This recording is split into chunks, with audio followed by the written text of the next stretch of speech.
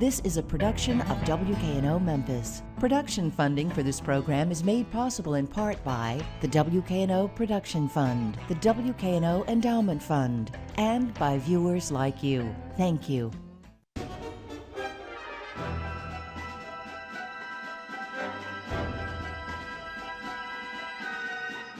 Professor Takufu Zuberi holds a doctorate in sociology from the University of Chicago. He's the author or editor of several books, articles, essays, and reviews, and has received numerous awards for his academic work. But we know him best from the popular PBS series History Detectives, and we are so happy to have you on the program today. My pleasure to be here. Well, you know, it looks as if you guys are just having a great time on that show. You know, every time I watch it, it just looks like these layers to the stories that keep popping up. And one of the things I used to say to people, or some reporters that I used to work with, is that the truth will always surprise you. It's a kind of a story that's almost counterintuitive in some ways, and you see that happen all the time on History Detectives. That's what I love about the show, and the important thing to recognize is that when I'm surprised, I'm actually surprised, because I'm not an actor, and I'm not good at acting. I don't even tell good fibs. So when I'm discovering something, when I'm being presented with some new information, it is actually genuinely new information for me. And then on top of that, it has really been my pleasure to kind of engage with people in this dynamic way. Because it's not only that you're finding out a fact that will generally enhance people's understanding, you're finding out a fact, or you're finding out some information about something that means something to somebody else. And I think that's why the show resonates with people. Right, and you can't write this stuff. You can't write this stuff. The one that pops into mind automatically is the one where the lady had the record that was recorded by the Klan. And you traced it back to the studio and discovered that the engineer had worked a few weeks later with one of the great icons of jazz. Louis Armstrong. That's it. And so here is the place where Louis Armstrong is going to record his first solo ever. Amazing. Okay, here is that place, here is that space. So this place records a number of other great jazz musicians. This particular engineer who worked on the album that was being produced by Louis Armstrong and the band that he was playing with at that time, this engineer is a member of the Klan. But he's producing this song and doing a great job at it, and producing a lot of other jazz musicians. So the studio where they're recording at has a legendary reputation among jazz musicians. Some jazz musicians go to Richmond to make that pilgrimage, to say, I went there where it all started. This is where Louis Armstrong did his first solo. But this guy, this Klan member, was also recording records for the Klan. And so, you know, I mean, in some ways it's a shocking story for her, but it's a shocking story for all of us. Because how is this guy on one hand going to be doing jazz, and on the other hand, you know, pledging allegiance to the Klan and making Klan albums and propaganda? Right. Of all the episodes that you've done on History Detectives, what is your personal favorite? You know, I have many personal favorites, but one I just can never shake out of my head. And this was a story we did with a woman named Joan Maynard, and this was during the first season. And Joan had an old ventriloquial doll stuck up on her kitchen cabinet way up there, you know, where grease was on it, dust was on it, everything was on it. And she pulls it down and she says, I want to know if this was also made by Charlie Mack, the same person who made the most famous dummy ever. Which would be Charlie McCarthy. Charlie McCarthy. Right. And so she wants to know, is this his black cousin? And you know, and the story was a wonderful story. Right. So I did a genealogy of this dummy. And you know, and we did. It was made by the same person. It was, you know, a very valuable dummy. In fact, it was much more valuable than you know, being stuck up on a shelf like that. Right. And she's such a wonderful woman. She donated it to the Schomburg and gave them a copy of the episode that we did. But the thing that really captured me in this particular investigation was when we were concluding the story, and I was explaining to her all of the evidence that we found. And we had listened to a bunch of LPs, which, you know, were the acts that the ventriloquist had done. Right, right. And her father had an act where he did 11 voices. He pitched 11 voices on stage and had all of these dummies talking to each other. He was a master at the game. Wow. And what we had taped was him performing. So when we came back, we thought it'd be nice to play that for her. And we played it for her. And then I looked over and she was in tears. And she says, I really want to thank you all because I haven't heard my father's voice since 1960. Oh, man. And it's at that moment that I thought, you know, you better be careful with what you're doing because you're involved in people's lives and they take this very seriously. Sure. And so you're going to have to take it very seriously. And I saw the power and the potential power of television to do something positive and enlightening in individuals' lives. And for me, after that moment, I was sold. And this is 10 years later. Well, you know, in doing research about you, you were asked a question by somebody who was going to college, and you asked them, they asked you whether they should major in sociology or history. And you said that they should major in sociology with a weight towards history. Yeah.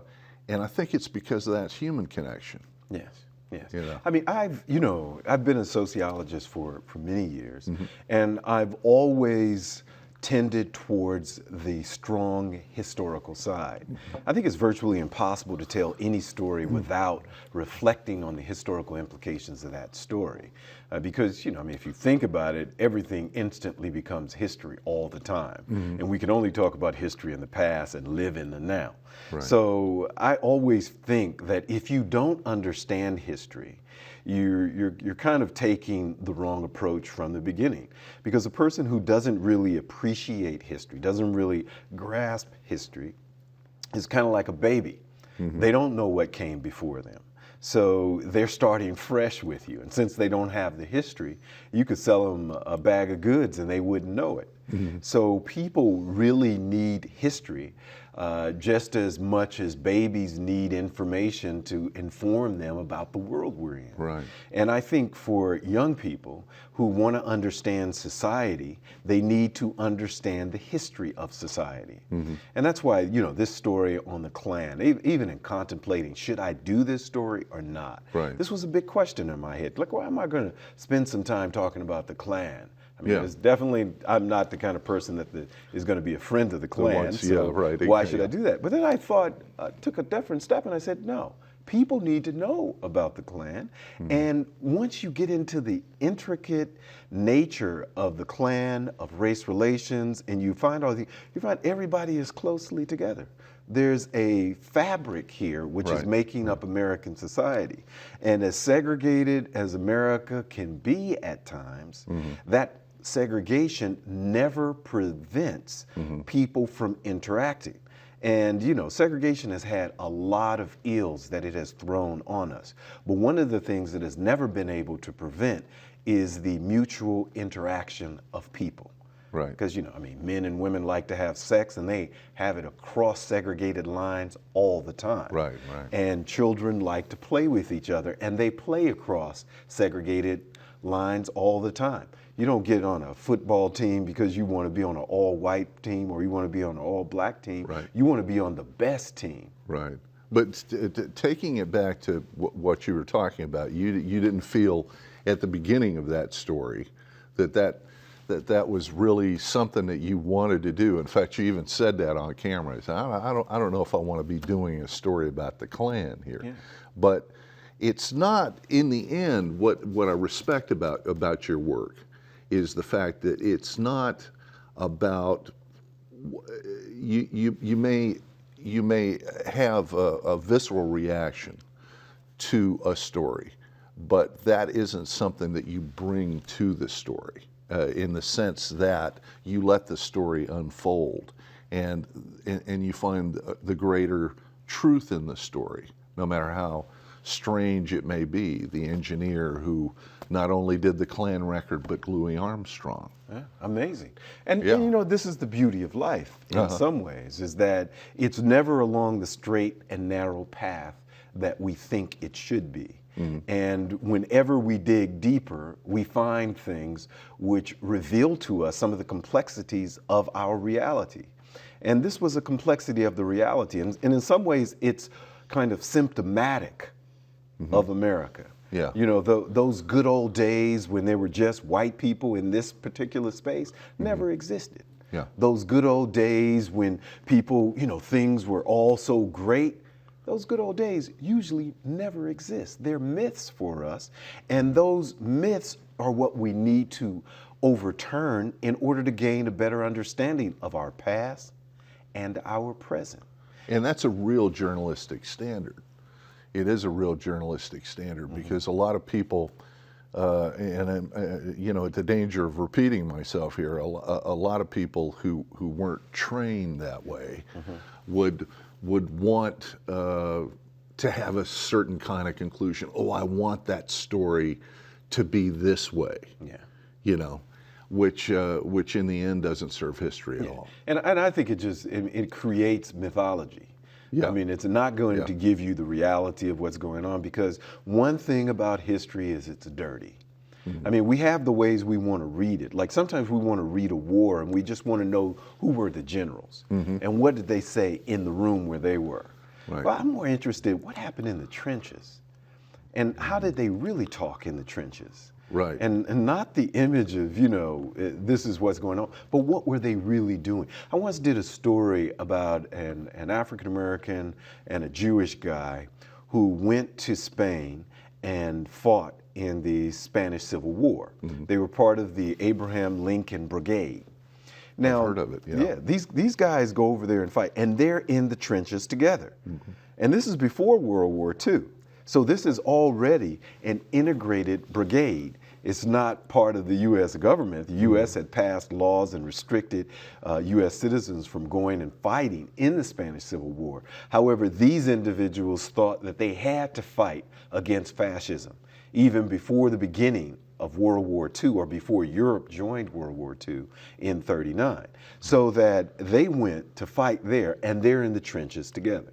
And this particular story was about a story that this white guy had written about this Negro at that time.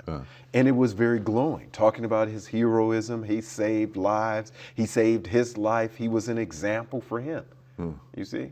And so that's the reality of soldiers fighting.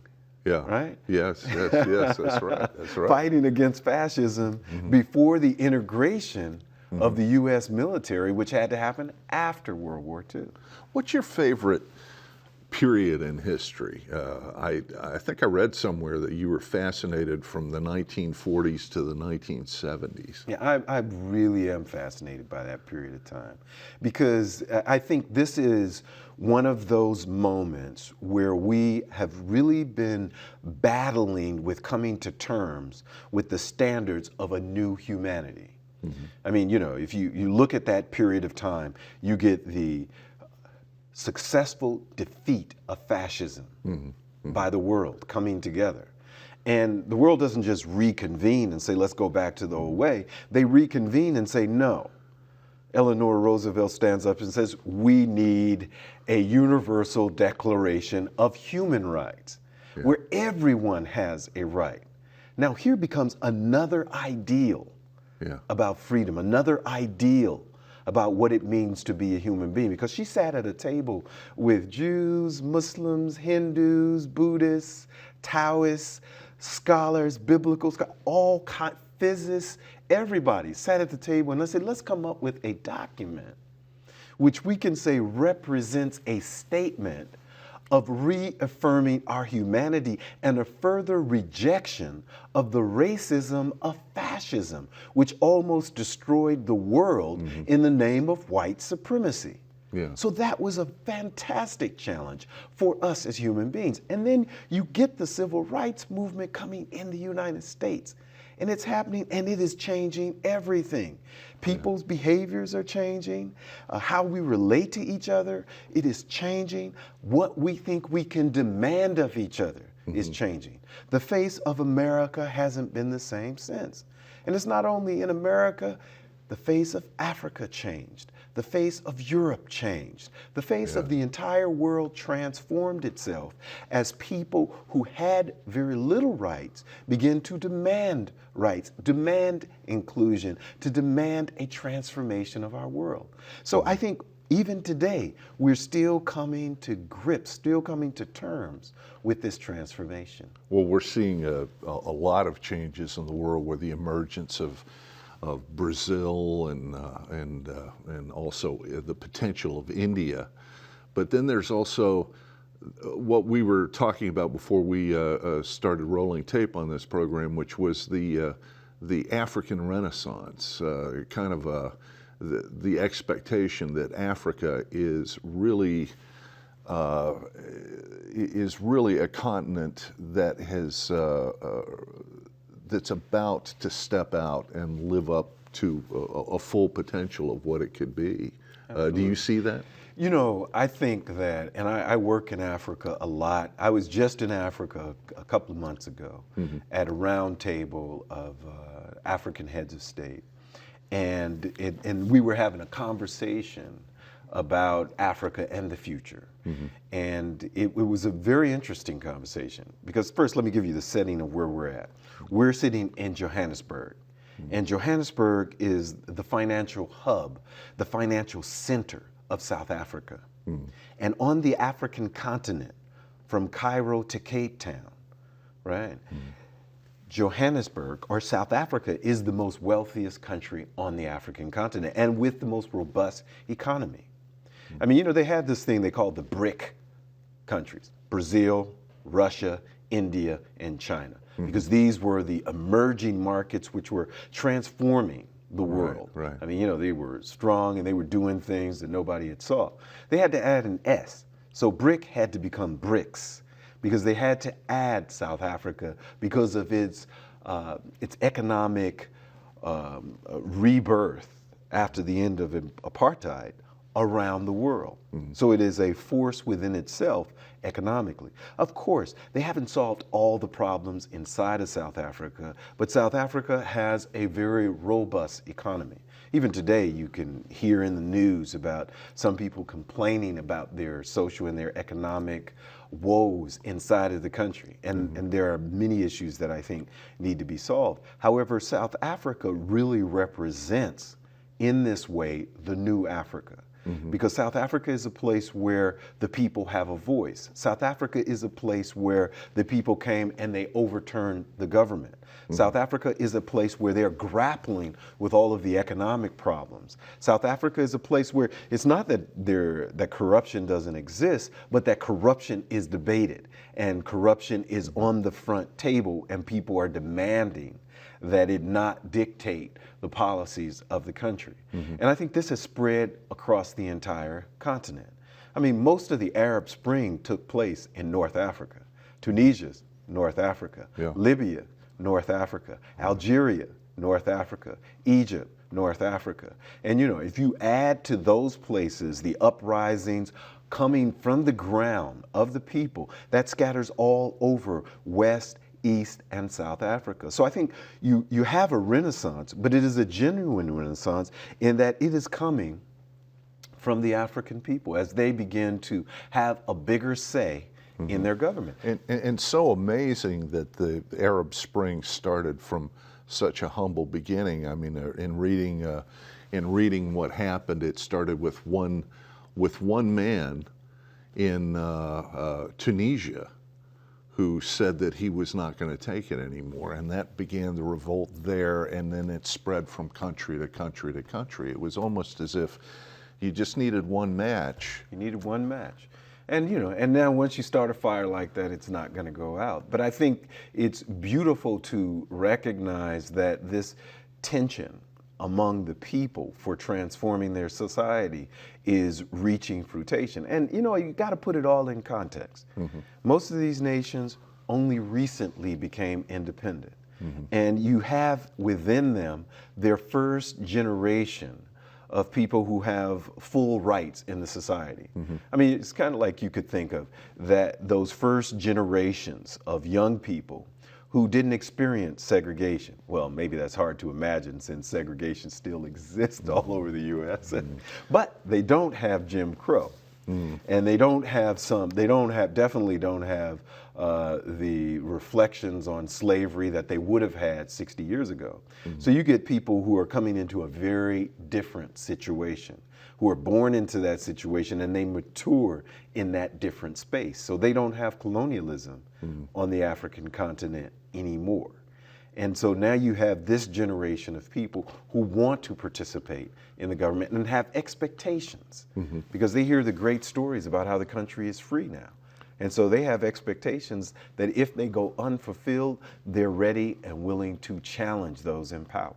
And does this kind of contain some of the elements that you're working on your documentary right now? This is what my documentary is about. So, yeah. I mean, look, so I'm a scholar, but one thing the History Detectives has taught me is that it's a fantastic idea to try to talk to the people. Yeah. And the people want to hear you.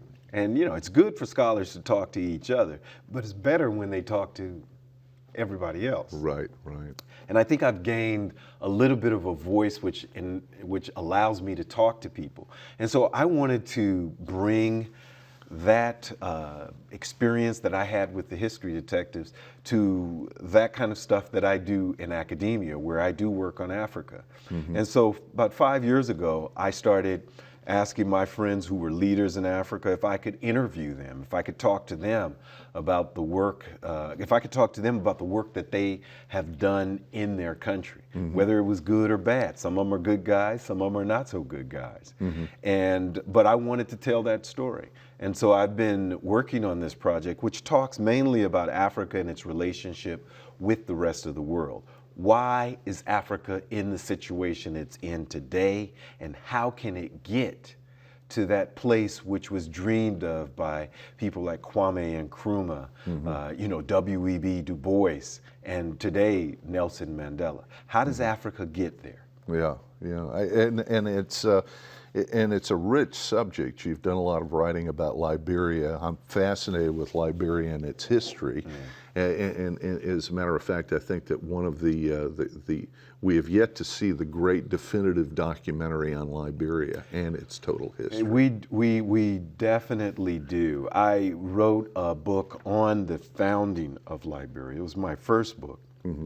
And, it was a wonderful experience because in that book, I was testing a lot of scientific theories, and I was at my height of doing scientific sociology, I think.